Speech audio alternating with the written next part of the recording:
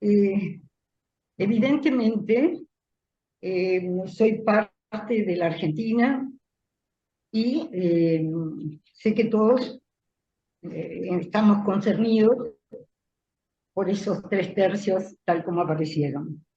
Pero yo no voy a hablar de eso en absoluto, solamente que me pasó algo que me suele pasar. Encontré un texto de Lacan inesperadamente en esta semana eh, que les voy a contar a ustedes. Y después cada uno pensará a su manera No, en Laura, espera cuánto de esto ustedes agregan, sacan, ponen, comprenden, rechazan, no me importa, porque esa es la función que tengo acá, es decir, transmitir algo que después deben procesar ustedes cada uno. Eh, entonces, yo pensaba en un texto de Lacan que ustedes tienen en la transferencia, seminario de la transferencia, eh, en la página 285, 86, 87, por ahí tienen para que abarquen lo que yo voy a extraer. Yo anoté acá 287, creo que eso empieza antes. Bien, entonces, Lacan habla ahí, me llamó mucho la atención, no sé qué pasó, ¿Qué pasó, Carmen? no sé, pero se me fue la imagen que tenía. Bueno, entonces, ahora sí, muchas gracias. Bueno, entonces, Lacan habla del fondo paradójico de los asuntos contemporáneos. Fondo paradójico de los asuntos contemporáneos. Y los ve tan paradójicos que dice que para comprender algo de lo que pasa, para comprender algo de lo que pasa en esos asuntos contemporáneos, a él le sirve mucho leer a Jonathan Swift y a Lewis Carroll. Porque Swift es el autor de Gulliver. Véanlo, Lacan incluso cita una parte de Gulliver, pero todos hemos leído algo de eso. Jonathan Swift está entre 1667 y 1745. Por otro lado, con Lewis Carroll, no solo es Alicia, es toda la obra de Lewis Carroll, 1852, 1898, es después. Son británicos ambos. No, es algo como para tener en cuenta. Entonces, dice Lacan, yo me puse a buscar cuál era lo paradójico de los asuntos contemporáneos de Lacan en el momento que hace el seminario de la identificación. Porque tengo que situarme ahí, dónde, cuándo, cómo. Y entonces, ¿qué encontré ahí? En el 62 termina la guerra de Argelia. Yo apelo a la cultura de ustedes. Yo sé que todos ustedes saben de todo esto, por eso solo lo voy a aludir. La guerra de Argelia, ustedes saben la densidad que tuvo eso. Y además, va gestando París 68, no salió de un repollo. París 68 viene gestándose en los sindicatos, en las universidades, en los partidos políticos. Es decir, y además surgen en esos tiempos, surgen es la posguerra, obviamente, surgen los movimientos paraculturales, underground, beatniks, hippies. ¿Contra qué? Contra el dirigismo estatal. Francia particularmente es un país que obtuvo un progreso enorme, económico, industrial, etcétera, pero justamente a costa de desempleo, pobreza, malestar social, etcétera.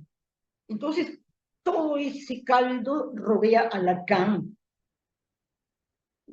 Además, en Estados Unidos, y esto no es ajeno a Francia ni a nadie, estuvo la guerra de Vietnam, que duró del 55 al 75. Pueden leer, hay mucha información en Google, simplemente. Entonces, pero en estos años 60, eso es una guerra brutalmente cruel, en plena acción, donde ahí en esas guerras, en la de Argelia, en la de Vietnam, había de todo, las traiciones, las drogas, eh, los racismos, todo lo que puedan meter de horror humano estaba ahí en las guerras, se manifiesta, está siempre, pero ahí se manifestaba de una manera impresionante y Lacan estaba al tanto de todo eso. Entonces, ahí es donde él habla del fondo. ¿Por qué habla del fondo paradójico? Ahora viene ahora viene lo que quiero contarles. Dice Lacan, cuenta que tuvo un momento de que no podía dormir. Las cosas hay que hablarlas como las decimos. No se puede hablar con alguien que no te cree cuando hablas, así que no voy a seguir hablando. Ay, pobre. Ahí está, Carmen, ya silencié el micrófono que se había activado.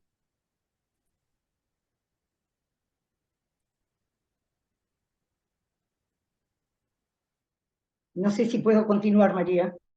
Sí, sí, te decía que ya silencié el micrófono que se había activado. Entonces, porque a mí me llega como ruido y no puedo hablar con el ruido, ¿no? Entonces, ahí está el fondo paradójico de los asuntos contemporáneos de Lacan. Y entonces Lacan dice que a la noche, esa noche, creo que lo dice así, no pudo dormir a causa de una pregunta que se le instala en su cabeza.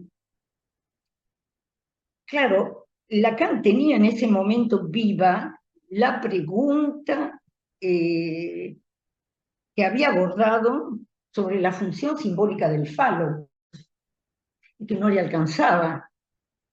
Entonces, él, cuando alude a luego Escarro y a Swift, está hablando de la presencia real. Está hablando de lo que hablamos el otro día sobre la presencia real.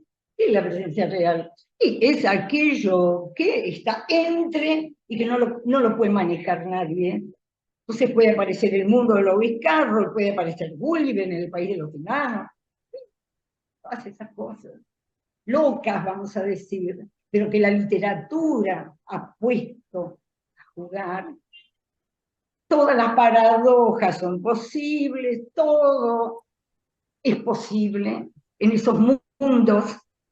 Entonces, por eso Lacan dice que la mejor lectura que tiene para estas cosas es esa. Voy a seguir con la anécdota de Lacan. Dice que estaba preguntándose, esta es la pregunta, dice, ¿acaso yo, se refiere a sí mismo, yo acaso ignoro los acontecimientos contemporáneos en la dimensión de la tragedia? Yo ignoro que estamos en una tragedia. Y miren la respuesta de Lacan. Yo no veía aparecer por ningún lado, recuerden la ética, yo no podía, recuerden Antígona, la tragedia griega, yo no podía ver por ningún lado lo que llamé el reflejo de la belleza.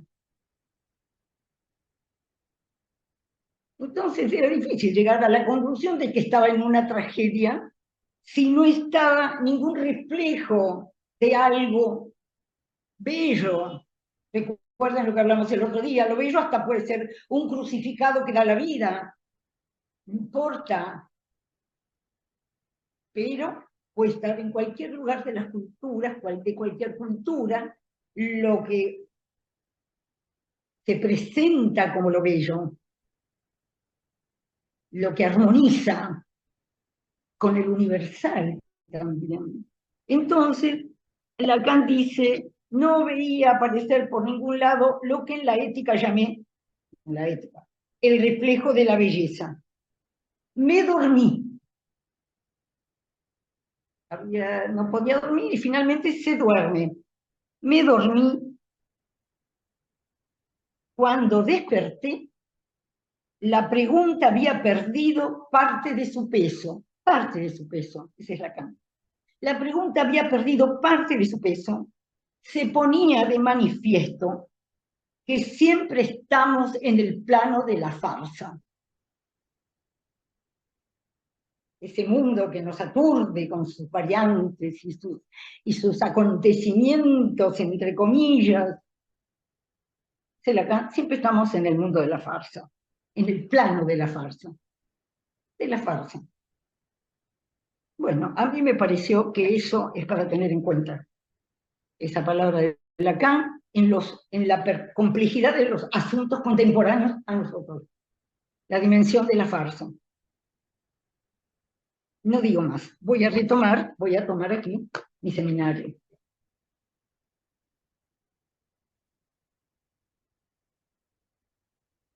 Estoy en un trabajo, le decía hoy a María, de interconectar los seminarios, estos seminarios. Yo al mismo tiempo que les hablo de la identificación, estoy leyendo la angustia, los nombres del Padre, la ética, la transigencia, porque verdaderamente ahí hay un Lacan, un caudal en movimiento impresionante. Y en la medida que yo lo voy encontrando, yo se lo voy transmitiendo.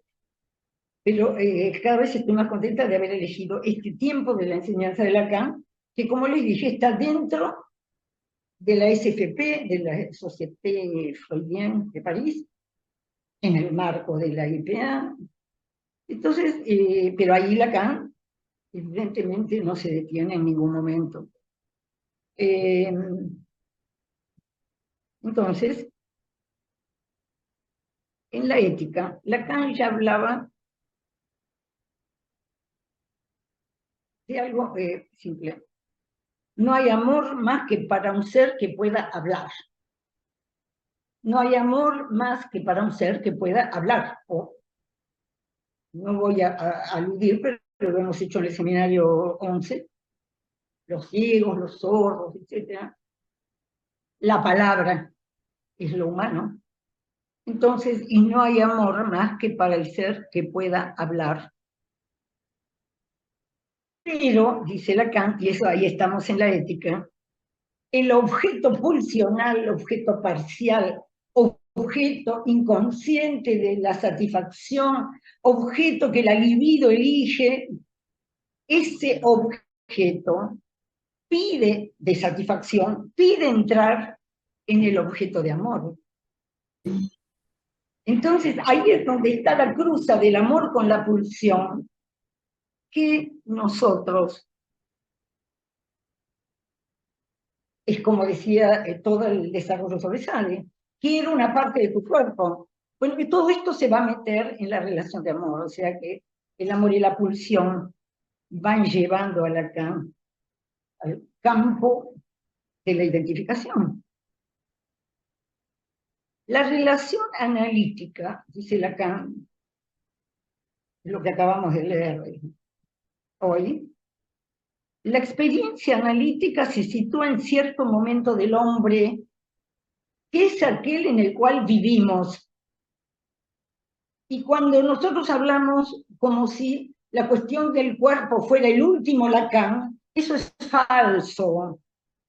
El último Lacan es el que va a tomar esto anudado, pero en 1953 Lacan habló de RSI, y esa ha sido su orientación, lo venimos viendo. Simbólico imaginario nunca sin real para Lacan, y eso no es sin un cuerpo. Nada es real sin un cuerpo gozante, el cuerpo de la pulsión, que encuentra en las vías de la palabra el amor, y donde el amor va a quedar afectado por la pulsión. Este es todo el trabajo que viene haciendo Lacan en la ética. Entonces dice, la experiencia analítica en la ética, estaba viendo si tenía la página, se sitúa en cierto momento del hombre, que es aquel en el que vivimos, y que raramente podemos situar bien, como este momento. Rara vez podemos tener una idea clara de lo que está pasando.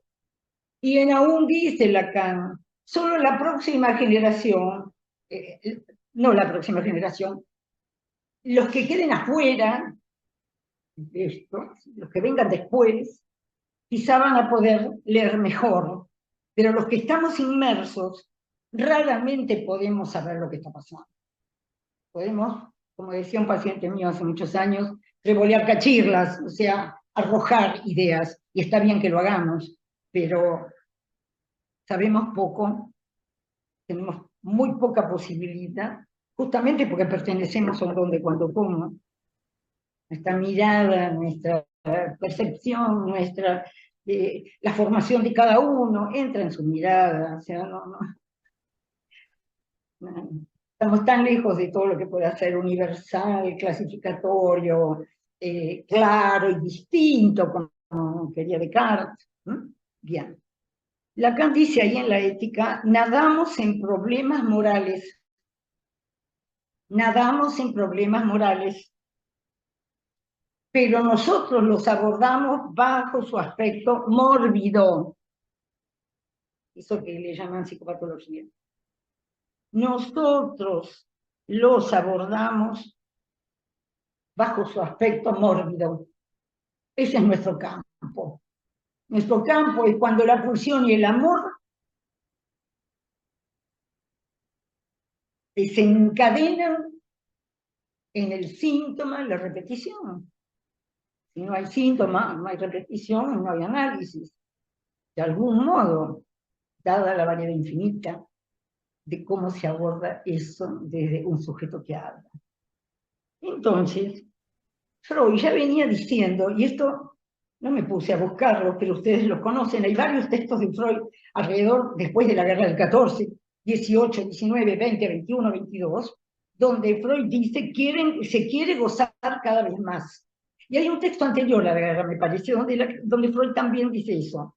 Que no, se quiere, la sociedad, la cultura se va como desintegrando porque todo el mundo de cualquier clase social y de cualquier lugar quiere gozar más. Wow, esa es la genialidad de Freud, ¿no? Y dice Lacan, página 193 de la Ética, que el goce, das Ding, ese agujero que no alcanza con decir agujero, ahí va a ir el nudo Romeo, obviamente, ese agujero, eso, de ahí viene todo lo que sobredetermina a un ser hablante. ¿Cómo es eso? Bueno, todo el trabajo del psicoanálisis, esa brecha que hay entre el otro, de la palabra, y el uno, que goza. Uno solo. Bien. Entonces, dice Lacan, eso empieza, la elección de goce, eso empieza antes de que yo llegue, y lo dice así, ahí tenemos un yo-ye que después hemos trabajado nosotros en el seminario, ese yo-ye, esto empieza, la elección de goce, antes de que yo-ye haya nacido. ¿Por qué? Porque si buscábamos en yo-ye una raíz gramatical, ahí va a entrar todo el tema del nombre propio que Lacan nos va a abrir en la identificación. Si quiere, esto empieza antes de que yo-ye haya nacido y antes de que yo-ye se despliegue en el yo-moi. Como esa distinción que hemos hecho es útil. Bien, entonces vamos a continuar.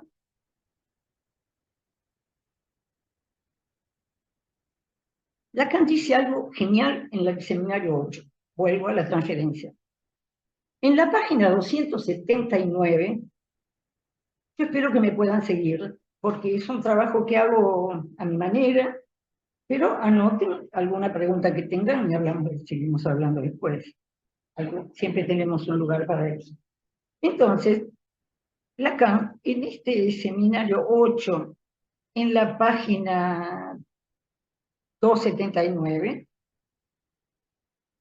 Lacan habla de algo que solo puede estar en el cruce entre la pulsión y el amor, en ese cruce imposible, siempre desarreglado, sobre todo si estamos en el campo de lo mórbido, donde el placer y el dolor se han cruzado, se han impedido, donde el dolor pasa arriba del placer. Todo eso es lo que hemos leído en la ética, el malestar en la cultura. Entonces, dice Lacan, habla de la relación innombrada. Ya vamos buscando el uno, el ragunario, creo que no es nada simple el ragunario, no es nada simple. En ese cruce de la pulsión y el amor, está la relación innombrada, y Lacan dice, innombrable e indecible, del sujeto con el significante puro del deseo. Me dejó pensando, ¿cómo lo dicen? El significante puro del deseo. Claro que sí, es todo el trabajo freudiano sobre el falo. Entonces, la relación innombrable del sujeto con el significante puro del deseo. Entrar. Habría que después enchufar ese porque no tiene cable, pero no.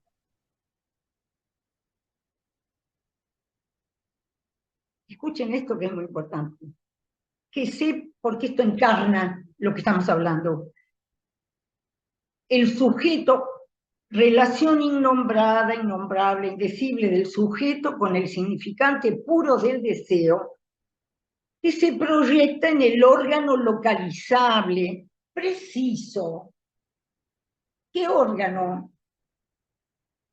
No lo podemos generalizar.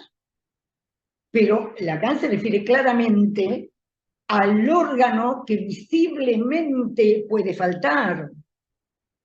Es el colgajo del que Lacan habla en su versión del sujeto. Hay un momento en que un sujeto hablante se va a encontrar con eso, es decir, con el significante puro del deseo proyectado en el órgano localizable, situable en alguna parte en el conjunto del edificio corporal. De ahí el conflicto, estoy citando, página 279 de la transferencia. De ahí el conflicto imaginario de verse a sí mismo como privado o no privado de ese apéndice. O sea que Lacan vuelve a pasar por esta versión del falo imaginario que señala el ser y el tener, y donde está el registro de la falta permanentemente. Y Lacan dice, tanto en Gulliver como en Alicia en el País de las Maravillas, dice, el falo anda por todas partes, todo es entre. Pero para el ser hablante no es así. Entonces aparece esa presencia real del deseo, dice Lacan. ¿Qué es la presencia real del deseo? Lo que está en los cuerpos y lo que evidentemente de lo cual no sabemos nada, aun si lo sentimos, aun si está en nosotros, aun si nos conduce, de eso no sabemos nada. Entonces, presencia real del deseo a través del falo imaginario. ¿Qué quiere decir? ¿Cómo hay un imaginario? Porque hay un simbólico. El imaginario y el simbólico son las palabras, lo que se vehiculiza por las palabras. Es lo único que podemos alcanzar de los cuerpos, lo que se vehiculiza con las palabras. Entonces, en la transferencia, Lacan escribe el falo mayúscula, la letra griega, phi mayúscula, dice Lacan, no es un significante articulable. Es el que hace posible la experiencia por la cual me puede venir un signo del otro. Bueno, acuérdense que hablamos en la transferencia, que Lacan mantiene por ahora esa estructura de que si del estadio del espejo pudo constituirse un yo en el espejo, tuvo que haber una operación simbólica que Lacan resuelve diciendo, viene un signo del otro, y Lacan dice para bien o para mal. La constitución en el espejo no está garantizada tampoco. Está el signo del otro, de aceptación o de rechazo, de deseo, de lo que sea. Viene el signo del otro, pero Lacan ahí inmediatamente dice que ese signo se convierte en significante. ¿Por qué? Porque inmediatamente tiene que constituir a alguien que soporte esa existencia precaria. Y ahí es donde Lacan pone el I mayúscula de A mayúscula, el I de A mayúscula. El signo me lanza al espejo. Como leí hace poco que dice Miller, todas estas cosas son inventos, son la teoría del psicoanálisis, a menos que ustedes se pongan, a menos que el matema o la topología tenga una idea de la estructura. Estos son inventos. La teoría del psicoanálisis está inventada, y si tiene algún asidero es la matemática, no tiene otro. Porque alguien que nos oye y pasa, estoy leyendo cosas, es gracioso. Sin una noción de esto que escapa por completo, las ideas que hay sobre el psicoanálisis son entre lo absurdo y lo ridículo. Y no traten de explicarle a alguien que no pasó por algo, por una experiencia analítica, lo que pasa en un análisis. No traten. Uno puede decir, puedo dar fe de que me pasó algo a mí, pero no más que eso. Entonces, Lacan por eso se vuelve todo cada vez más complejo, porque está tratando de agarrar lo invisible en el campo mórbido de las relaciones mórbidas de los síntomas. Lo dice por ahí, creo que lo tengo anotado. Es muy gracioso cómo habla de los síntomas. Si lo encuentro, se lo diré. Entonces, Lacan dice en la transferencia, sí, que no es un significante articulable, pero es el que hace posible la experiencia por la cual se pasa del signo que viene del otro a un ideal que no es el otro de la palabra y el lenguaje. Cuidado, si bien está en el campo de la palabra y del lenguaje, el ideal quiere decir el lugar donde yo encontré algo para mí. Ese idea es de uno solo. Es el encuentro que pudo ser cuando el signo del otro me lanzó a través del espejo al campo del otro, pero no del otro de la palabra y el lenguaje, porque en ese camino hacia la palabra tiene que haber alguien. Por eso ahí se entiende lo que dice Lacan en el seminario 20. Todo empezó con la nodriza por hacer la madre. ¿Qué quiere decir? Que la palabra no nos llegó en general, entró por la oreja, hizo cuerpo. Esa palabra que primero era el murmullo y después es la palabra que impactó, que jamás hablé. Me gustó muchísimo encontrar una cita de, alguien cita a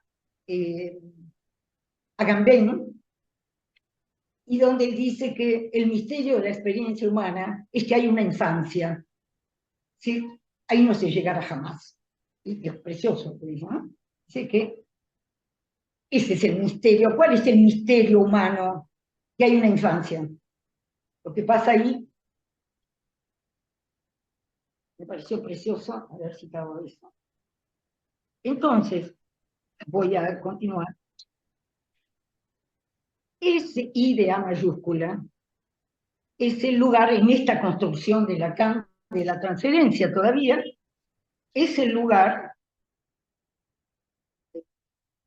que se constituye como la eterna referencia del yo.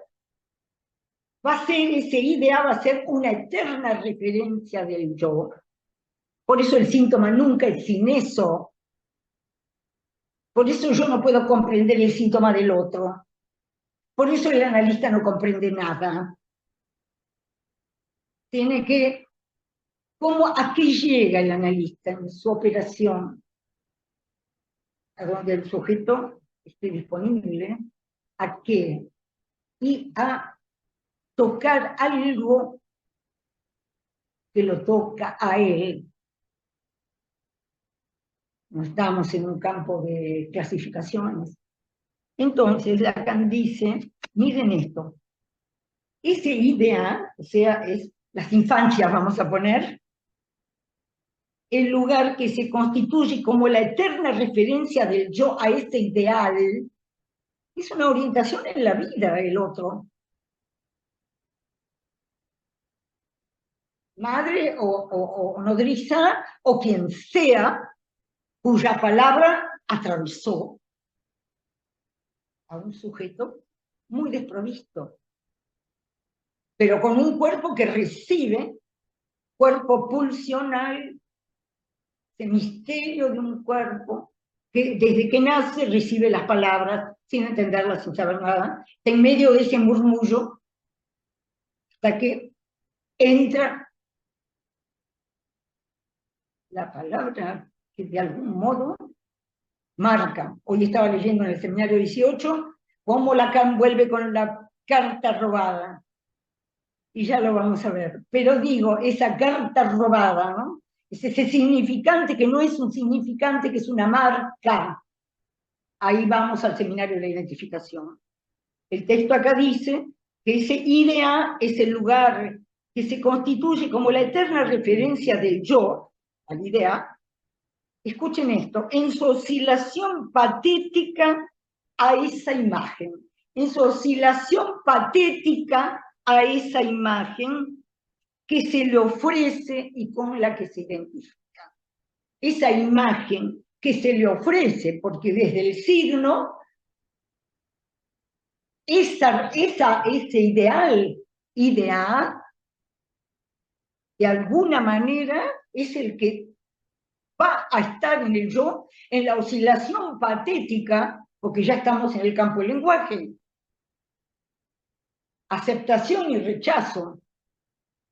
Todas las contradicciones caben entre esa identificación al ideal del yo, como lo está diciendo acá, esa identificación al ideal del yo, y la entrada de ese sujeto en el campo de la palabra, teniendo que hablar, teniendo que obedecer lo que en el campo del otro se le impone.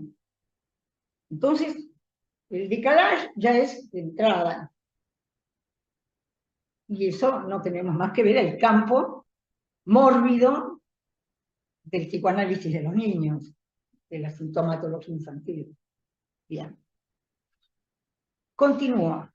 Voy a entrar ahora en el seminario de la identificación. Yo lo que he querido ver es cómo desde la ética toda esta cuestión del amor y la pulsión sin identificación no existe.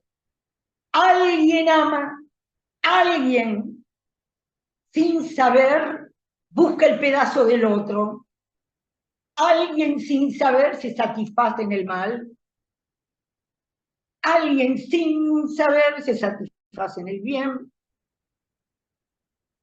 Imposible de saber. Por eso nosotros no hacemos filosofía, ni política, ni nada. Campo de la experiencia mórbida, es lo único que está en nuestra mano como analistas. Después llegamos a casa, están los hijos, el marido, los amigos, y ahí se puede entrar tranquilamente en el campo de todas las discusiones, suposiciones, advertencias, predicciones, todo lo que ustedes quieran. Comentarios, interpretaciones, todo lo que quieran. No es nuestro campo. Nuestro campo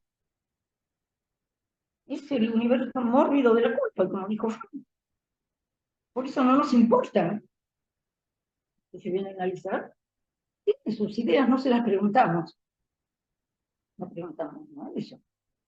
Viene a hablar de la repetición que le ensombrece la vida. Como el análisis es una experiencia ética, solo vienen a analizarse los que tengan alguna pregunta. ¿Qué me pasa? ¿Qué es esto? Eso ya es una posición, una eticidad. O sea, solo se analiza a alguien que tiene alguna posibilidad de preguntarte algo, aunque las formas de la pregunta son miles, no viene con no viene obvio, pero viene alguien que viene y puede oír algo de lo que dicen, o aprender a oír lo que dicen. Veremos. Pero digo, entonces, este es el campo en el que nosotros estamos. Yo voy a ir a un momento donde Lacan habla de San Anselmo. Es muy lindo y muy simple lo que pasa con San Anselmo, voy a tratar de decirlo, porque Lacan lo pone en estas clases primeras del seminario.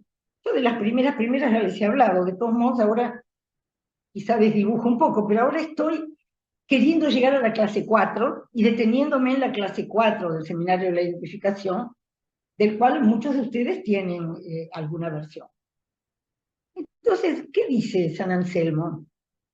El insensato dice en su corazón, no hay Dios. San Anselmo, siglo XI, solo un insensato, en ese estado del tiempo y de la cultura y de la inmersión de la cristiandad, el insensato, solo un insensato puede decir, y lo sabía, insensato, que decía en su corazón, no hay Dios. ¿Cuál es el uso que Lacan hace de esto? Lacan dice que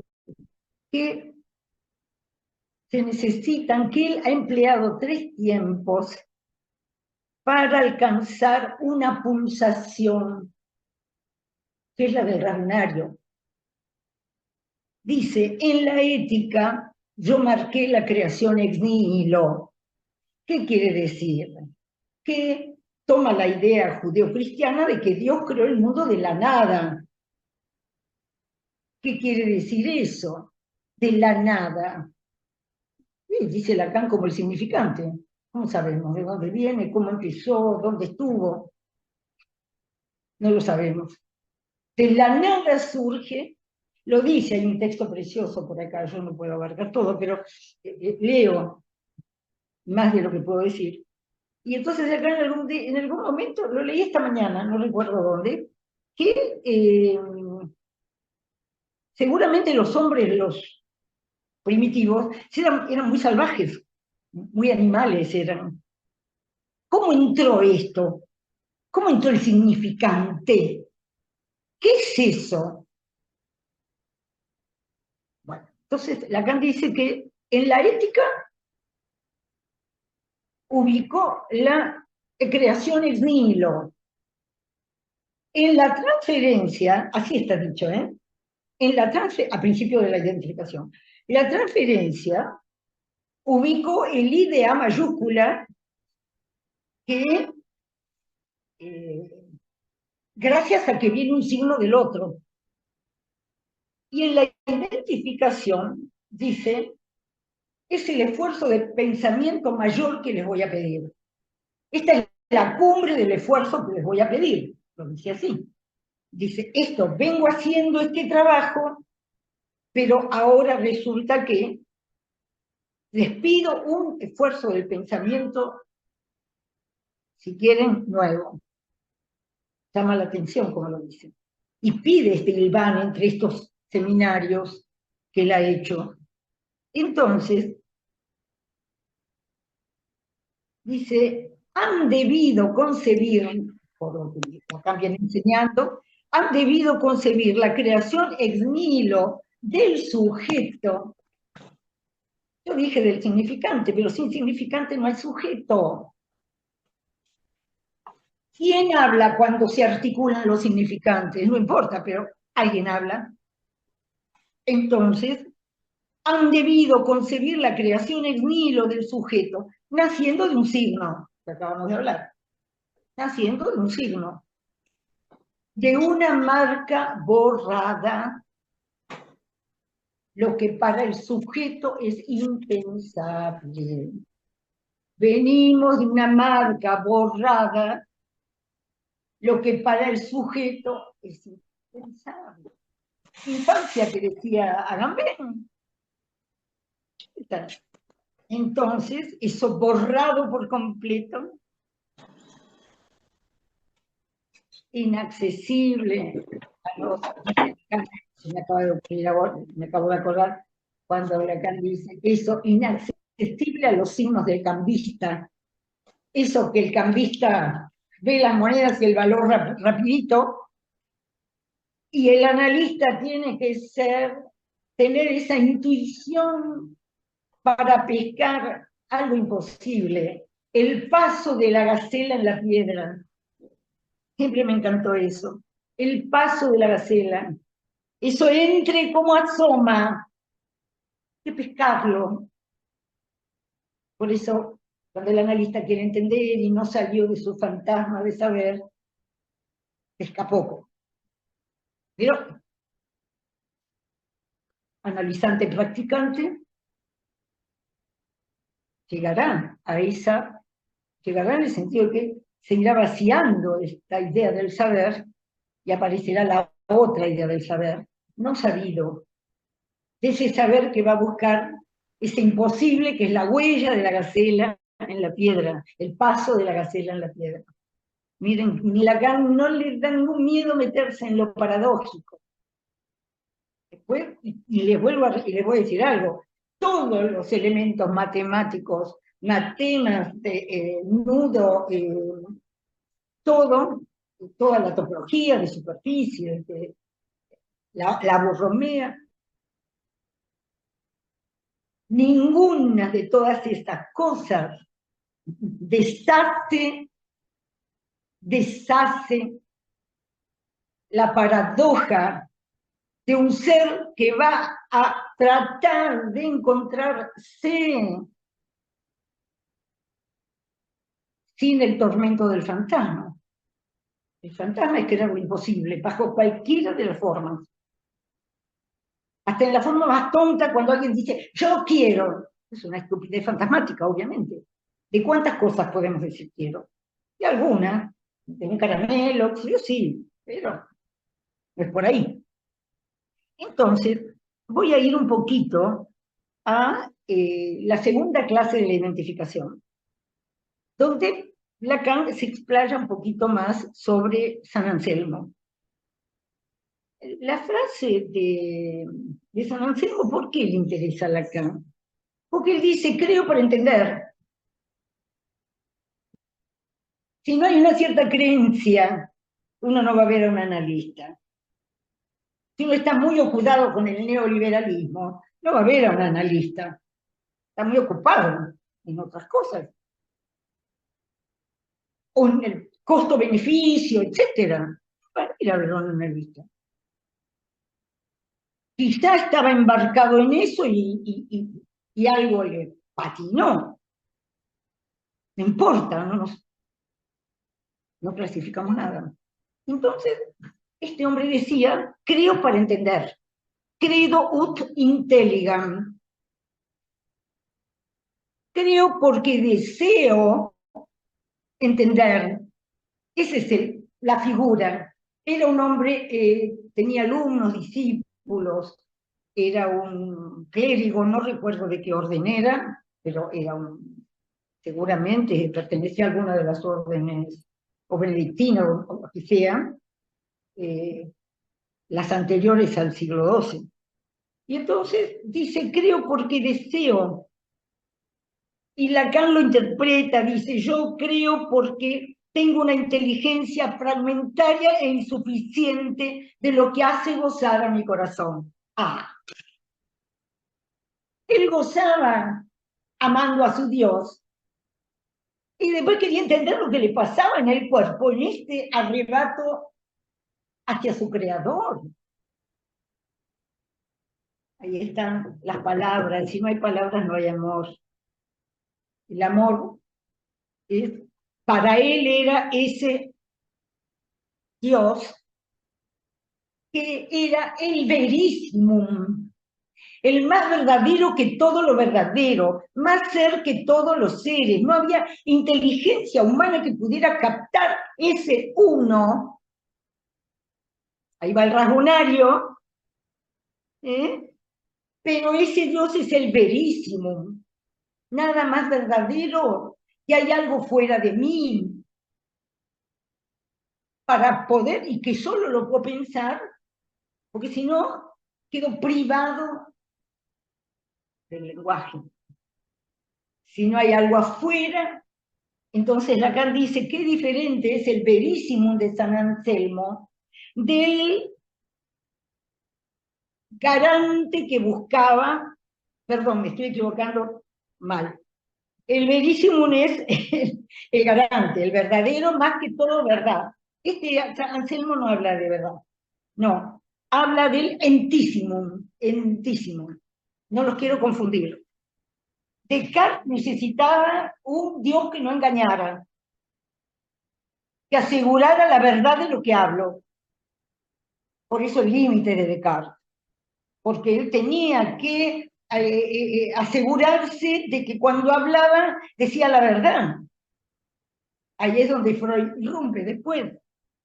Entonces, en cambio, San Anselmo cree que ese Dios es el más ser de todos los seres, también es el más verdadero, también, pero es el más ser, es el inalcanzable, es algo que está afuera del alcance de Anselmo. Pero ¿qué es lo que está fuera de su alcance? Entender lo que le pasa cuando él goza de la creencia. Él está lleno de fe, lleno de creencia, pero dice, yo quiero entender lo que me pasa. Por eso a Lacan le interesa. Entonces, Anselmo ubica algo que después Santo Tomás de Aquino, un poquito después, por eso a Lacan le interesa también Santo Tomás, habla del existente. Dios es la existencia en acto. No tienen más que poner ex, guión, y tienen eso que está completamente fuera del alcance del entendimiento rasgonario, el misterio del cuerpo hablante. Entonces, Anselmo no puede creer que la causa del pensamiento, porque obviamente Dios está en el lugar de la causa. Dios está en el lugar de la causa. Si yo, no habría nada, si yo no pudiera pensar en la causa que sitúa por fuera de los límites que él puede concebir. Entonces, Anselmo no puede creer que la causa creadora del pensamiento, el que creó todo, incluido el pensamiento, sea a su vez solo un pensamiento. Dios no puede ser solo un pensamiento si creó el pensamiento. Entonces, se trata de la impotencia del pensamiento para alcanzar la existencia. Esa es la lectura de Lacan y la que yo encuentro todos los días en el consultorio. La impotencia del pensamiento para alcanzar la existencia. Es decir, esa raíz de goce. Entonces, esto es genial, es una genialidad más de Lacan. Cuando Lacan dice eso.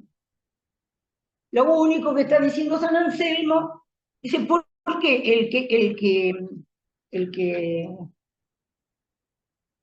es un insensato? el que dice no hay Dios. ¿Cómo no? Hay causa. Bien, obviamente es un pensamiento religioso de San Anselmo. Entonces, estamos en la clase 2 de la identificación. Para nosotros, dice Lacan, el pensamiento nace en el inconsciente. El pensamiento, esto es lo que estamos hablando, ¿no? Nace en el inconsciente. Por eso, cuando mientes, dices la verdad, porque no sabes lo que estás diciendo. Cuando crees decir la verdad, estás perdido en la corriente del sujeto supuesto saber. Esto nos pasa en el mundo de la vida cotidiana, con la política. La ola y la corriente del sujeto supuesto saber es el que nos impone las interpretaciones que hacemos, como cada uno puede según su experiencia. Su mirada, su infancia, iba a decir. Cada uno según su infancia. No duden de eso. Pero esa infancia como misterio de lo que jamás se sabrá, lo insabido. Pero ahí está lo que somos. Entonces ahí está el trabajo de Lacan sobre el razonario. Cuidado, porque ahí Lacan se enfrenta a un problema grande. Por un lado, el rasgunario es el diferencial de los significantes, que haya uno, que se organiza en las letras del alfabeto. Es uno que, ya van a ver todo lo que Lacan dice en este seminario, precioso. Ahora, para nosotros el pensamiento nace en el inconsciente, por eso, cuando mientes, crees decir la verdad cuando estás mintiendo, y en realidad cuando no lo sabes estás diciendo algo del orden de la verdad. Y eso a veces con los neuróticos cuesta terriblemente mucho tiempo de análisis, que pueden llegar a captar que la verdad no está en las palabras, en sus pensamientos. Hoy le decía a alguien, los pensamientos son el fantasma. El fantasma no es ninguna cosa rara. Es la lógica con la que se habla, eso es el fantasma. ¿No? Si alguien dice nunca no sé qué, siempre no sé qué, ahí tienen el fantasma. Si alguien teme tal cosa. Pasa que el neurótico tarda mucho en desengancharlo de papá y mamá. Cuando yo era chiquito y no sé qué, y vuelven, creen que pueden, que saben de la infancia y no saben, no sabemos nada de la infancia. Sabemos los cuentos, construimos para sostener al fantasma. Hasta que un buen día el analizante descubre que está tratando con su fantasma, no con la vida real, suponiendo que hay vida real, la vida de todos los días. La historia que conoce, todo eso va quedando atrás cuando alguien descubre que trata solo con su fantasma, con sus satisfacciones ignoradas a lo largo del análisis. Las va encontrando. Por eso aparecen tiempos de alivio, de bienestar, que son momentos, porque el síntoma, la repetición se encarga de enseñarnos que todavía estamos colgados del fantasma, ¿no? Eso vuelve a hablar Lacan en este seminario, porque habla siempre lo mismo Lacan. Buscando el más allá, ese Dios absconditus, donde todo se sobredetermina. Ahora, Lacan les decía, por un lado está el rasgunario, estaba todo el tema del Einziger-Such, del rasgo único en la transferencia, no voy a volver ahí, pero acá Lacan dice que ese idea mayúscula le da una enorme importancia, porque no es lo mismo el rasgunario en tanto pura diferencia, los palotes, porque no podríamos hablar, estamos manejando infinitas diferencias cuando hablamos. Ese es el trabajo por el cual cada palabra cada letra es una. Y ahí se arman los lenguajes, las lenguas. Gracias a esa posibilidad simbólica de organizar el significante. ¿Cómo se ordena? Ahora van a ver una experiencia de Lacan en un museo preciosa. Bueno, entonces Lacan, sin embargo, está buscando mucho más que eso, que los palotes de la pura diferencia. Está buscando el rasgo unario en una dimensión de letra, dice, de eso querría hablar, no sé si hoy lo voy a dejar ubicado, pero eso es lo más importante. Y Lacan dice, acá, dice muchas cosas, siguiéndolo, sin la idea, sin ese ideal del yo, con mayúscula, esta cadena significante estaría vacía. Lo que les decía el otro día, metáfora, metonimia, se puede suponer un sujeto, pero de eso no hay manera de saber, a menos que hable alguien. Y ahí ya tenemos que sin ese ideal que está atrás, porque cuando el sujeto se mira en el espejo, inmediatamente arma sus castillos imaginarios o sus mundos, los que necesita para vivir. Todo esto no siempre tiene efectos mórbidos, a veces nos ha tocado a nosotros, pero en verdad la gente vive con sus fantasmas, conscientes, inconscientes, más o menos chapoteando en la vida, para bien o para mal, o para maravilla o para desgracia, no importa. Eso ya no es el campo de la dificultad mórbida, ese es el único que nosotros estamos. No nos interesan. Sin duda que los demás tienen síntomas, tienen sueños, tienen decepciones, tienen angustias, se suicidan, se salvan, van, vienen. No sabemos nada del mundo más que eso. Sabemos que en el campo donde nosotros estamos, alguien hace una pregunta, y esa pregunta tiene un trayecto posible, tiene una posibilidad esa pregunta, cuando se encuentran con un analista. Si se encuentran con alguien, y se van a encontrar no con un analista, con unos practicantes de los cuales solo se sabe algo por los efectos. Además, se van a encontrar con un analista, un sujeto disponible más o menos. Si hay un analizante practicante avesado en su trayecto analítico, y viene un analizante que arriesga, que van a pasar unas cosas. Si no hay estas disposiciones, van a pasar otras. Psicoanálisis es nada que podamos definir en el sentido de la experiencia. Pura contingencia, puro azar. ¿Con quién te encontraste cuando te enfermaste? ¿A dónde fuiste? ¿A dónde no quisiste ir? Bien.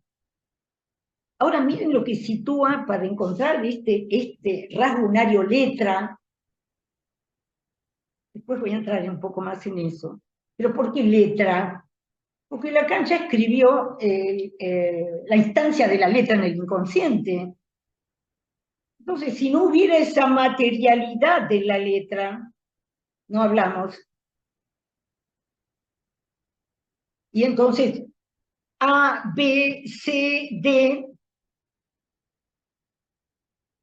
que sostiene la posibilidad misma del lenguaje. La letra, esa posibilidad extraña de cómo se ordenan las letras y de que existan las letras. Toda lengua está hecha de un determinado número de letras. Y ahí es donde Lacan mete lo real, porque justamente va a llevar la letra al terreno donde la letra fónica resuena en un cuerpo hablante. resuena la letra en un aparato fonatorio, en un órgano, en un cuerpo, porque como dice Lacan, Justine, la perra de él, también tiene un aparato fonatorio y habla, dice Lacan. Mi perra habla, pero solo recibe signos. Y ahí viene una diferencia fundamental entre el símbolo y el signo, o entre el significante y el signo. El significante no es una palabra. No. Y el signo, dice Lacan, que es su perra, que para la perra de él, para Justine, él es, para su perra, una cosa que le da signos, una cosa que le ofrece signos. Cuando un perro se abraza a su amo, se abraza a una cosa que le da signos favorables. Bueno, entonces, ahora miren la definición que da Lacan del idea mayúscula. Es el punto no mítico, es el punto no mítico, sino perfectamente concreto de la identificación inaugural del sujeto al significante radical. O sea que ahí pone el lagunario, pero no sin pasar por ese punto no mítico. O sea que ese ideal no es una persona. Ese ideal que el inerme agarra, puede ser una persona, pero para el inerme es el punto no mítico, sino perfectamente concreto de la identificación inaugural al significante radical.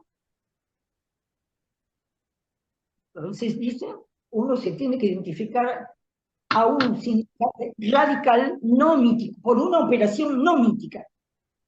Tenemos que tragar, y ahí están las identificaciones de Freud.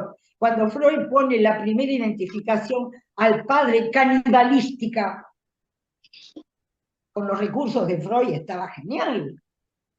Pero el sexto, tengo que haberme tragado algo para entrar en la dimensión del lenguaje. Tengo que haberme tragado algo. Por eso acá se ve la necesidad desesperada de Lacan de la topología, que la vamos a encontrar enseguida, la topología de superficie.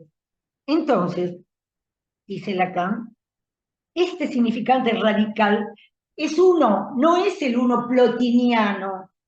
Plotino era un post-platónico, los neoplatónicos de los primeros siglos después de Cristo.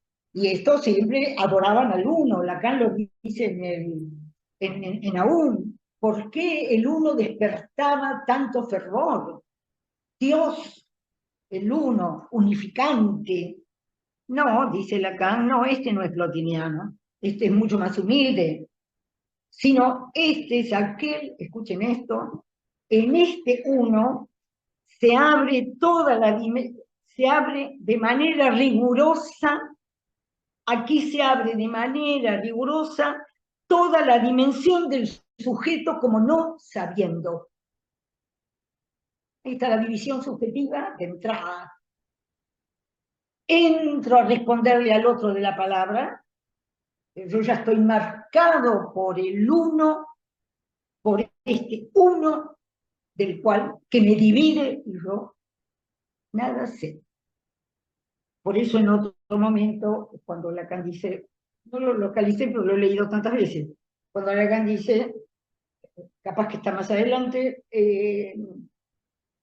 cada vez que me lanzo a hablar en la cadena significante, voy dejando atrás mi nombre de goce, o el nombre de lo que soy como sujeto de la enunciación, el nombre que no sé de mí,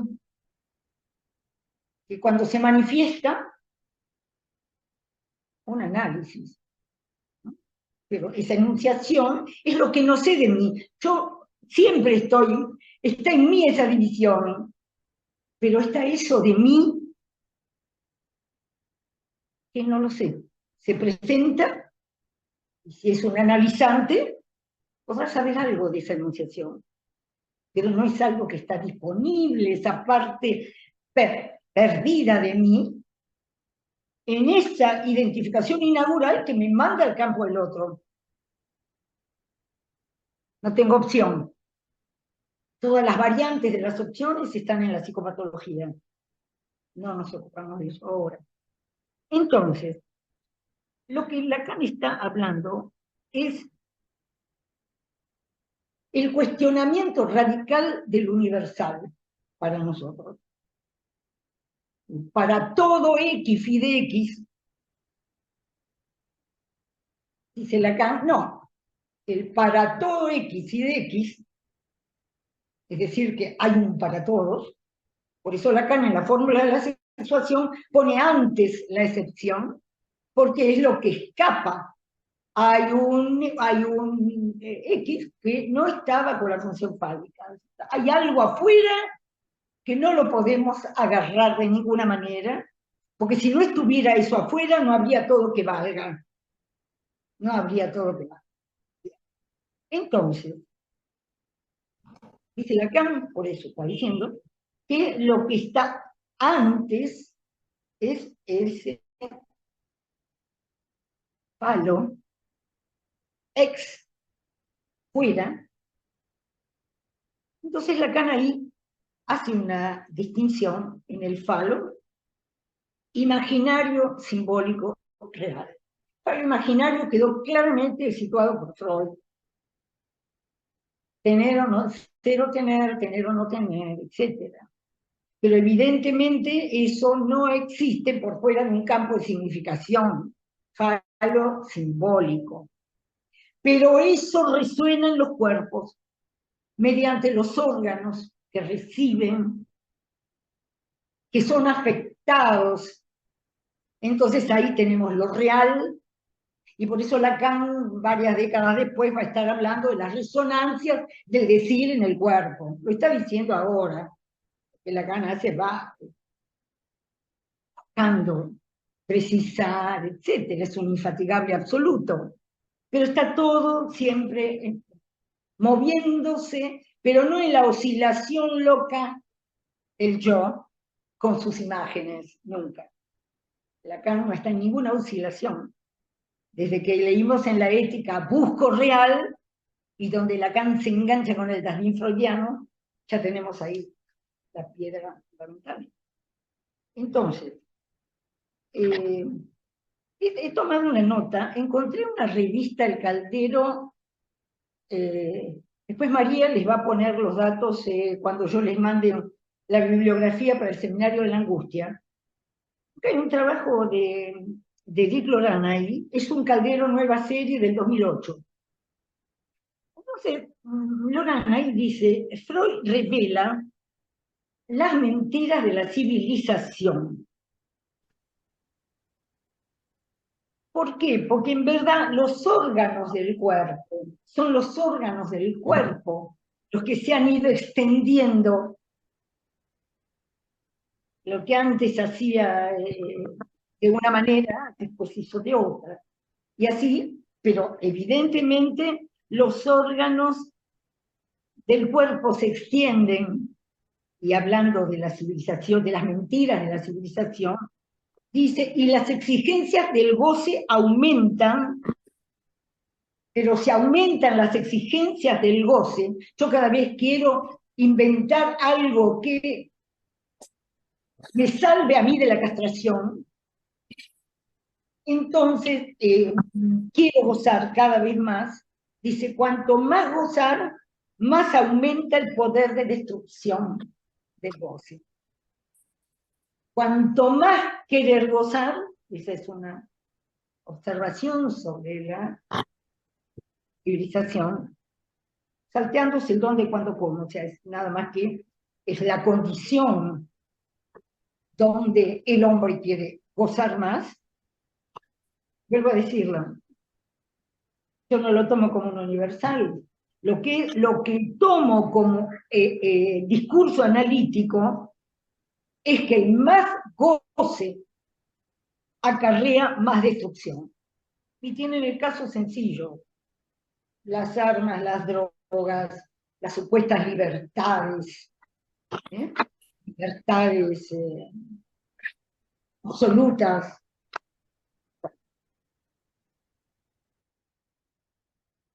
Yo volví a preguntarme por el contexto de este seminario. Y entonces Lacan, son los años 60, está muy cerca de Goldstein, que es un neurólogo que revolucionó la neurología. Yo no sé si ustedes se acuerdan, pero cuando leímos La angustia, en la época que leíamos el seminario 11, la atención de Lacan de esta época a la ciencia, a la neurología y a todo lo que la ciencia, el ADN, todo lo que la ciencia reventaba para decir que para ser un niño no hacía falta un hombre y una mujer. Todo eso Lacan estaba completamente advertido. Entonces, era la época en que leía Merleau-Ponty. Es decir, Lacan estaba en una búsqueda que la constatamos a lo largo de todos sus seminarios. Pero entonces, a donde voy es que sin los órganos del cuerpo no habría una representación imaginaria del cuerpo, sin ese ragonario, sin esa marca que pasó por esa marca recibida del otro, pero no de cualquier otro, sino la marca que me hizo, que me introdujo la palabra en el cuerpo. Dice Lacan que sin los órganos del cuerpo no habría una representación imaginaria del cuerpo ni de su posición en las coordenadas del mundo. El cuerpo es el que me orienta, pero ¿es el cuerpo o es aquello que ese cuerpo ha recibido y que ha funcionado como la identificación primera? Como ven, es una zona difícil de transitar. Ahora, creo que la cosa reducía, no sé si lo dice Lorano o lo inventé, no me acuerdo, ¿no? Que todo lo que se está jugando es lo que es necesario para sobrevivir. Ese cuerpo tiene que saber sobrevivir. Entonces eso implica un montón de operaciones. El cuerpo mismo, dice Lacan, es el órgano que tiene la certeza de que no sueña. Ahí viene lo mórbido. Podría haber quien no se da cuenta de que está soñando. De distintas maneras. Pongan todo el campo mórbido delante de ustedes. Ahora, ¿para qué nos analizamos? Y para diferenciar entre el sueño y lo que más o menos podemos hacer, alcanzar, comprender de la vida y de la civilización, de la cual no sabemos nada. Tanteamos en la oscuridad, pero al menos podemos tener la certeza de un lugar en el mundo. Estoy aquí, gozo de esto. Por eso Lacan va a traer el tema del nombre propio también. Después. Entonces, y quería decirles que esto nos engancha directamente con el seminario de la angustia. Porque si es donde los órganos van a tomar un lugar, pero los órganos reales, el órgano del hombre, la detumescencia, ¿no? Que la mujer es más real porque no carga con ese aparato. Tantas cosas así aparecen en el seminario de la angustia. Es decir, aparecen los cuerpos y una angustia que ya no podemos estar tan directamente ligada al hueco de donde venimos, que es mucho más complicado. Este territorio de la identificación, Lacan lo lleva al borde donde puede llevarlo.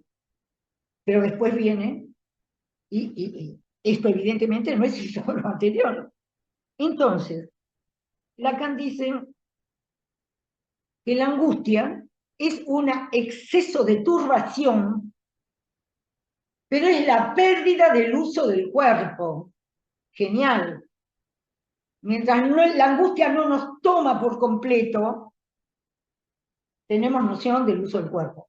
A dónde vamos, a dónde venimos, etc.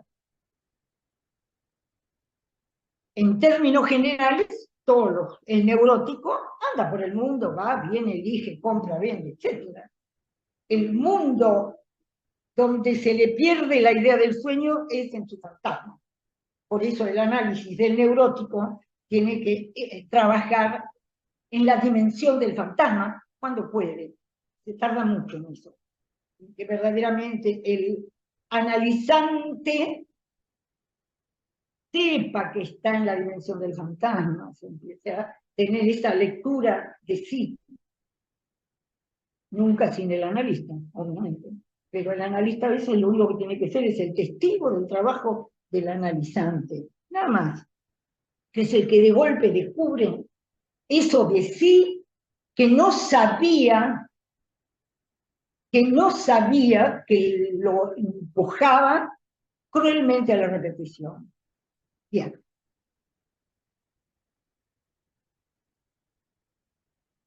Entonces, Lacan habla acá no es Lacan, leía ya al pasar en ese texto que me hizo pensar todas estas cosas, que había un comentario interesante que no hay nada transparente en esta idea, en esta operación, ¿no? Y dice que el sujeto que habla entra en el circuito de la producción, entra en los gadgets, entra en el costo-beneficio, y cuando entra de esa manera, todo parece transparente. Pero lo que leí que me llamó la atención, falta la vergüenza. Todo parece transparente. En el mundo transparente, la vergüenza no existe. No hay nada que preguntar, nada nuevo que saber. Volvamos al campo de la experiencia analítica. Y Lacan ahora se va a enfrentar con el tema de la inscripción. ¿Cómo se inscribe este rasgunario? Y entonces, ahí en la clase 3, es donde dice Lacan, no lo había notado al principio, pero ahora lo encontré acá, en la clase 3, Lacan dice, esta es la cumbre más difícil que les hago pasar para reencontrar el horizonte de la práctica. Esta es una frase de Lacan en la clase 3. Esta es la cumbre más difícil que les hago pasar para reencontrar el horizonte de la práctica, que muchas veces se pierde. Ese es el horizonte de la práctica, ir más allá del fantasma, al uno que cada uno es, todo el trabajo de Lacan de los años siguientes. Entonces, dice Lacan, y ella habla bastante de su perra, que tiene mecanismos fonatorios, instrumentos vibrátiles, pero que jamás me tomará a mí por otro.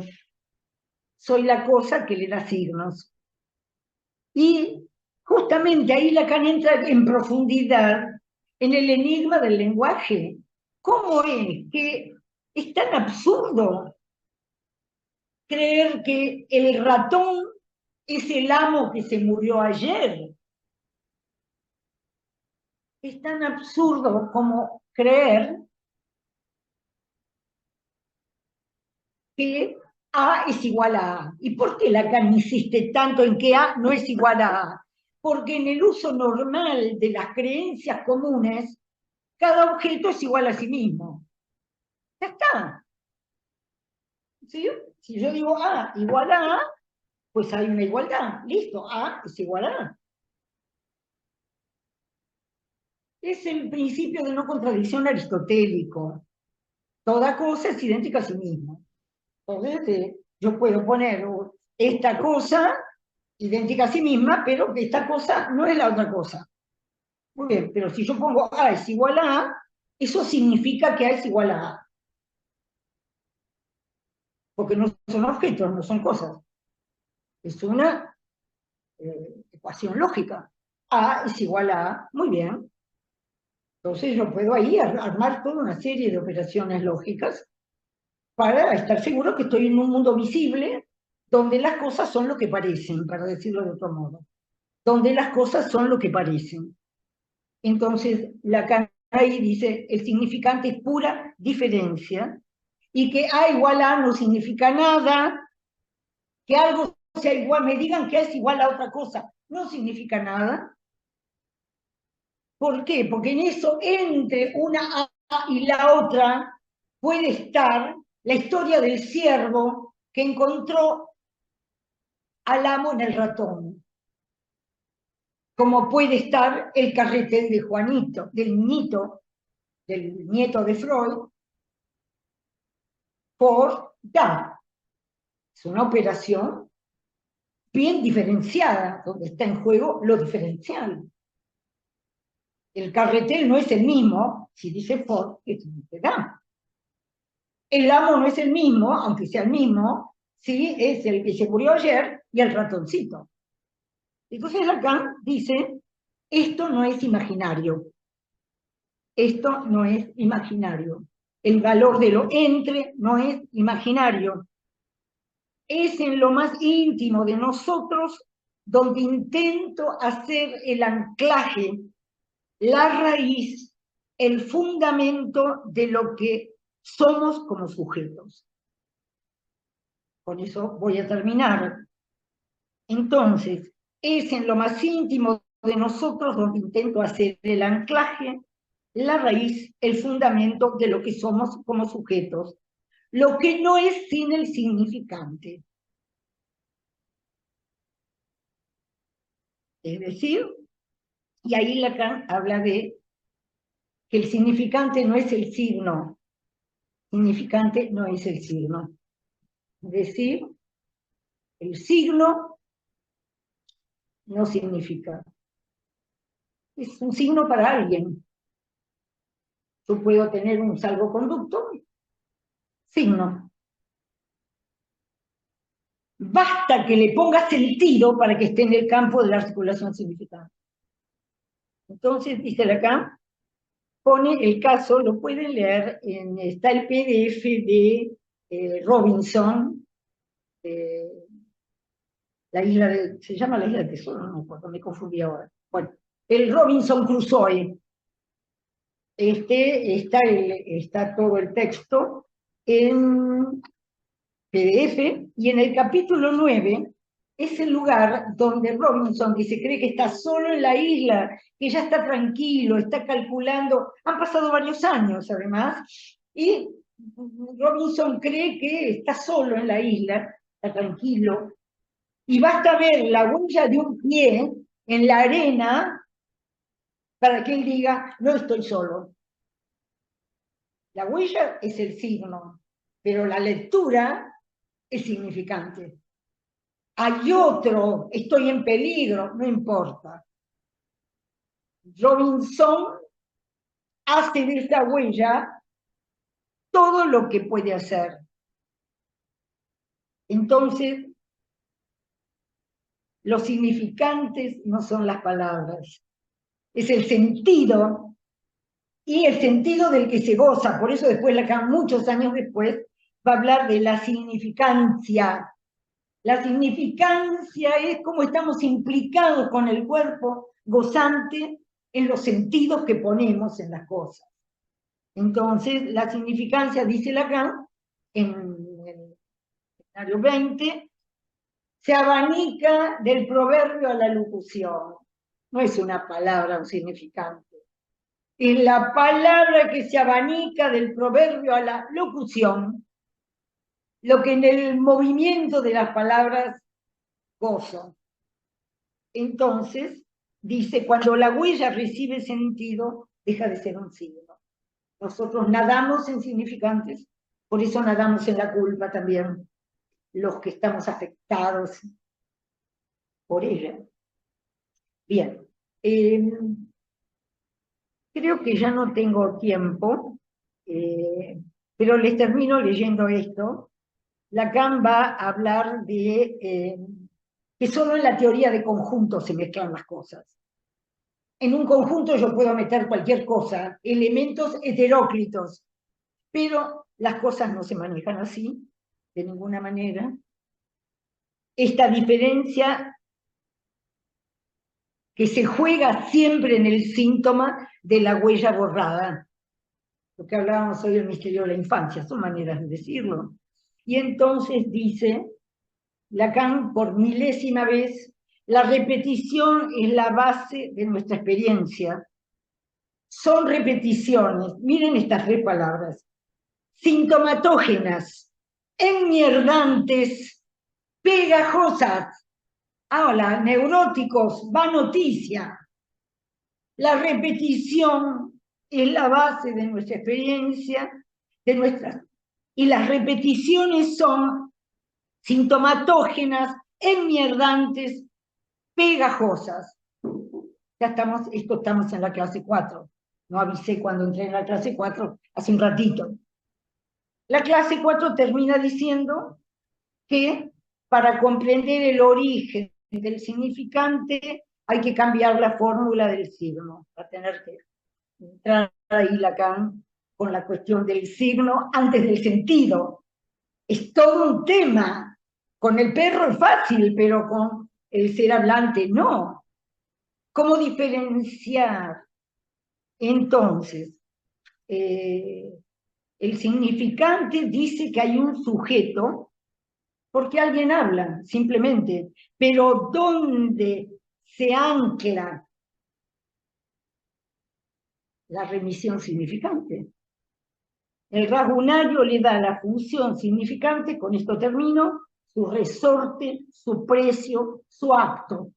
El rasgunario le da la función significante, su resorte, su precio, su acto. Bueno, vamos a continuar la próxima vez. Yo voy a dar una vueltita más sobre la 4, me parece que vale la pena, lo veo. Pero después, así como hice un recorrido hasta la 4, voy a hacer un recorrido simple hasta la clase 13, donde aparece Frege. A partir de ahí, veremos qué podemos hacer. Bueno,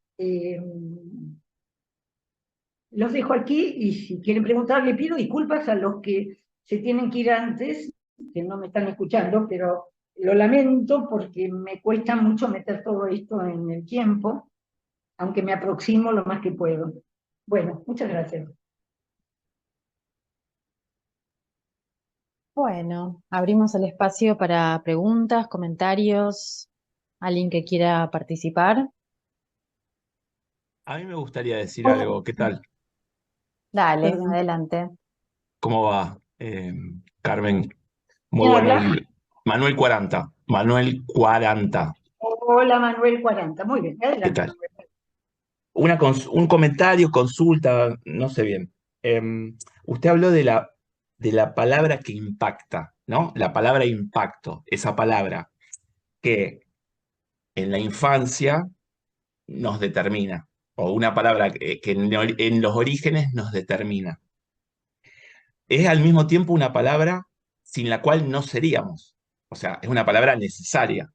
¿Puede ser eso? Ya sé que hablé mal yo. No es una palabra, es un significante. Ah, bueno, Lo yo que pasa anoté es que, palabra.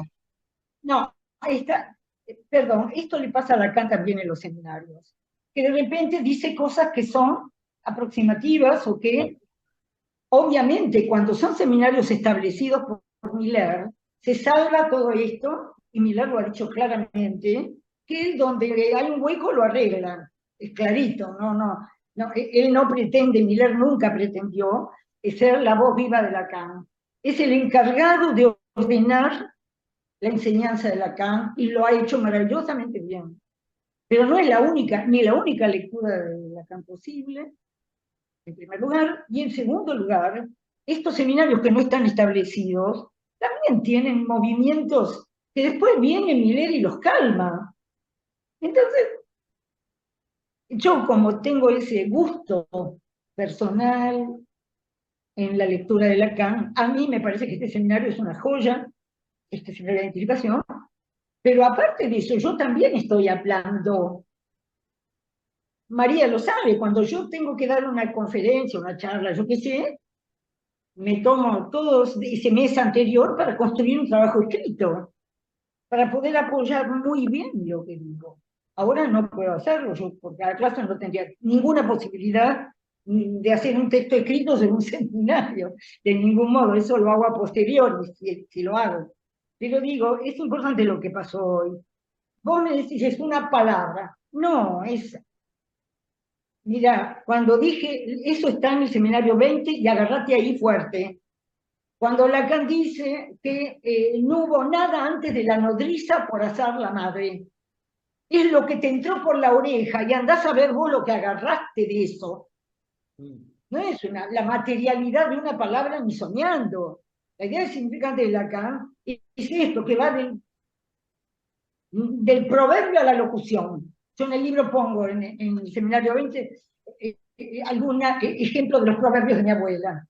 Y son cosas que quedan y quedan y quedan y quedan. Pero ¿qué queda? Lo que vaya bien con mi modo de gozar, evidentemente, nada más. Te agradezco mucho la participación. No, igual porque quería decir algo, no terminaba ahí. Eso era la pequeña introducción. Usted lo aclaró. Lo que yo quería preguntar o comentar es, sucede lo que usted dice, entra eso que nos determina de alguna forma. Incluso podríamos decir que eso que ingresa por la oreja es nuestro destino. Es en parte nuestro destino y se juega nuestro modo de gozar. Ahora, un análisis. ¿Es la posibilidad de que cambie ese modo de gozar? Es decir, de que cambie nuestro destino. Hay simplemente esto, y terminó. Hay dos libros de Sartre que se ocupan de esto, que son Saint-Genet, Héroe y Mártir, y El idiota de la familia. Sobre Genet, cuando escucha que la madrastra le dice, sos un ladrón, y queda marcado por eso, o cuando Flaubert, por su educación familiar, está destinado a ser un idiota, y lo que detecta Sartre es que ambos pueden cambiar su destino. ¿Es el psicoanálisis la posibilidad de cambiar nuestro destino? Bueno, y si no cambia nada más que lo que vos quieras. Vos venís a analizarte porque padeces de algo. Chao. Psicoanálisis, ahí se acabó la milonga. La literatura puede imaginar lo que quiera. Destino, no sé qué. Nosotros no tenemos nada que ver con eso. La idea de destino que vos acabas de traer es maravillosa, está en la cultura, hay momentos de la cultura más ricos en intuiciones, después está Heidegger, bla, bla, bla. El psicoanálisis se separa de todo eso, de todo eso. En relación del psicoanálisis, por eso digo, si los primeros que han entendido muy mal al psicoanálisis son los literatos. Los primeros, yo te puedo traer ejemplos. Y uno los lee con gusto, ¿cómo no lo va a leer? Pero todo se entiende, todas las hipótesis son posibles, todo, hasta que llega un sujeto con una repetición enmierdante en la vida, y ese es el que dice, ¿por qué tengo que vivir así? Ese es el único destino del que sabemos nosotros, no sabemos de otro. El destino que se imagina uno que está prisionero del síntoma. No hay otro destino. Entonces ahí viene el cuento de la carta robada. Que esa carta hay que encontrar, no sé qué, bueno, Lacan hace todo un trabajo, seminario 18, pero digo, y lo hace desde la carta robada de los escritos. Podés leer todo lo que quieras, pero lo cierto es que Lacan también, hasta que no te hace un matema o una topología, también son palabras. Lacan se desliza en las suposiciones, en las búsquedas, pero lo que tengo certeza, leyendo a Lacan, es de que todo el tiempo habla de su práctica analítica. No habla. Lacan, su oriente puede ser el nuestro. Para leer la teoría hay que pensar en la práctica, no hay otra. ¿Qué práctica? Y la que podamos alcanzar, la nuestra, la del otro, la de nuestro análisis, la de los casos clínicos que escuchamos, algunos son desastrosos, otros nos arden la cabeza, yo qué sé. Y además del trabajo clínico, como dijo Lorán una vez, ustedes escriben este precioso trabajo con este efecto, lo que nunca escriben es todo el tiempo que les llevó, y los errores, y las equivocaciones, y las intuiciones, y las aproximaciones que le costó llegar a obtener este efecto. O sea que mira, yo creo que si algo tenemos que hacer en este seminario, es no excedernos nunca el campo del psicoanálisis. El discurso, yo le llamo el discurso analítico, es un discurso. ¿Cómo es el discurso analítico? El otro día lo leía, precioso, no me acuerdo en cuál de los, creo que en el 18, que Lacan dice, todo discurso está roto. Todo discurso está roto, porque hay una letra A, que lo perfora. El único discurso que no tapa ese agujero, sino que lo bordea, es el psicoanálisis. Pero los otros discursos, el inconsciente eso nunca sabemos nada. Cuando vemos todo el escenario político y demás, ¿qué podemos? Atribuir intenciones, qué tontería. El misterio del cuerpo hablante y el misterio de la infancia está siempre en cada uno que abre la boca. Ahora, de eso no sabemos nada. Según nuestro gusto de ser interpretamos, pero podría tampoco tener el gusto. Cada vez me divierto menos que interpretando. Pero bueno, pero veo. Registro, me gusta registrar. Bueno, una manera de estar en el mundo. Muchas gracias. No sé si te contesto lo que me preguntaste o si no insistí. Perfecto, no, está perfecto. Gracias, Carmen, gracias. Bueno, continuamos con Lía Roth. Lía, ¿qué tal? ¿No se escucha? Está tu micrófono silenciado, Lía. Perdón. Hola, disculpa. Hola, Carmen. Hola. Tocaste la vergüenza y yo salté, obviamente, cómo no. Y nada, y tocaste eso en otra oportunidad en que a ver, donde decís que toca lo corpóreo, ¿no? Ay, ya estoy tratando de buscar a dónde. Está bien, que atraviesa el cuerpo. Claro.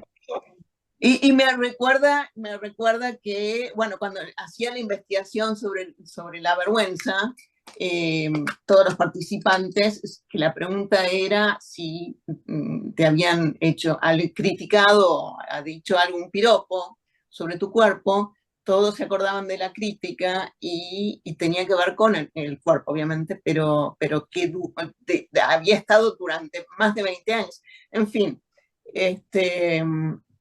Hablas de algo que se oculta por vergüenza.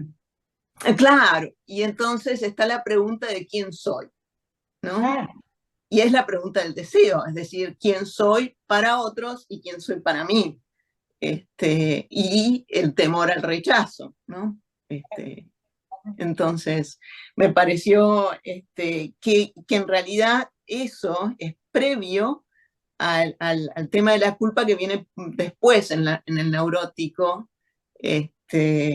Y entonces, leyendo a Lacan, lo sensorial, ¿no? Como cuerpo yo, como el yo corpóreo, ¿no?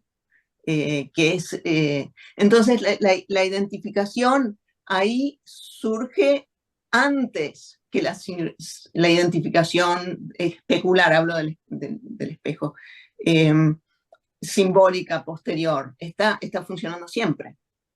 Claro. Está muy bien ubicado, porque eso es real. Ese es el real que no podemos agarrar. Ese es el real. Claro. Eso que hace que de entrada, después, una vez que entraste en el lenguaje, se organiza la culpa, la vergüenza, las inhibiciones, el campo mórbido, pero es cierto lo que estás diciendo. Ese es real. De eso no sabemos nada, pero sabemos que tiene que haber algo como condición de que un cuerpo hable. sienta. Por eso Ajá. Lacan dijo al principio del seminario 17 que la sensación no es la guía de la vida. Uno puede sentir muchas cosas, todo lo que sea, pero lo que está sucediendo a nivel del síntoma no es eso, es otra cosa. Eso cuando los pacientes dicen, siento y siento tal cosa. Bueno, gracias, Lía, por tu pregunta. No, gracias. Sí. Bueno, Elena Compañone. Bueno, hola Carmen, Hola, Elena. muchas gracias. Yo ya te mandé un mail y el haberte conocido, sé que este es un pequeño espacio, lo voy a reducir y voy a dejar las preguntas para la próxima. Muy agradecida a que el destino me hizo conocerte allá en los cursos de Jonathan en Madrid.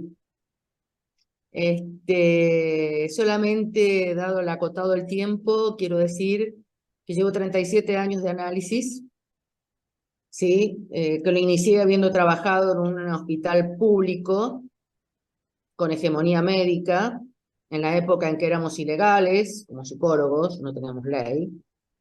Pero quiero decirte que habiendo llegado a los fines de mi análisis, la lectura y relectura de Lacan, de todo lo que nos rodea, yo soy de San Rafael Mendoza, aclaro, porque tiene una manera de vivir, de ser y de estar y de comunicarse diferente a Capital, donde viví también, que es muy difícil acceder a Lacan si no se hace la experiencia del propio análisis. Y que son idas y vueltas, ¿no? Yo hoy dejo testimonio, perdón, de mi gran alegría después de un camino arduo, difícil, no sé si largo, porque no lo voy a contar cronológicamente, ¿no? Haber llegado a este nivel, donde, como yo le decía a mi analista, es como que un velo se corre. ¿Cuánto tiempo? ¿Cuál es el tiempo? Y no lo sabemos. Yo creo más en los efectos. Hoy estoy feliz. Y en este camino, cuando yo te he escuchado y te he conocido, vos has sido muy importante. Muchas gracias. Muchas gracias. Gracias a vos, Elena. Gracias a vos. Gracias a vos. Bueno, qué suerte poder transmitir algo. Bueno, ¿estamos, María? Carmen, Sí. Elisa, que no Ah, levanté la mano. ¿Qué tal? ¿Cómo estás, Carmen? Buenas tardes. Elisa, Te quiero hacer una pregunta, pero porque la tengo desde el principio, no sé si la vas a querer responder por el tiempo, pero hiciste mención, al menos dos veces retuve yo, acerca de, leyendo las clases de Lacan de la identificación, de la última fue, esta es la cumbre más difícil, que los llevaré a alcanzar para no perder el horizonte. Yo te pregunto a vos, ¿cuál crees vos que es la cumbre más difícil que hay que atravesar? Si es creo que la cumbre más difícil que propone Lacan ahí es abandonar el registro simbólico imaginario para entender el psicoanálisis. suficiente, ¿Cómo? Nada más, suficiente respuesta, muy clara. ¿Es así? nada más y nada menos. Porque Me esa es la gusta. enfermedad que tenemos, simbólico imaginario. Queremos entender siempre. Y en vez el pobre San Anselmo sabía que quería entender lo que no se puede entender.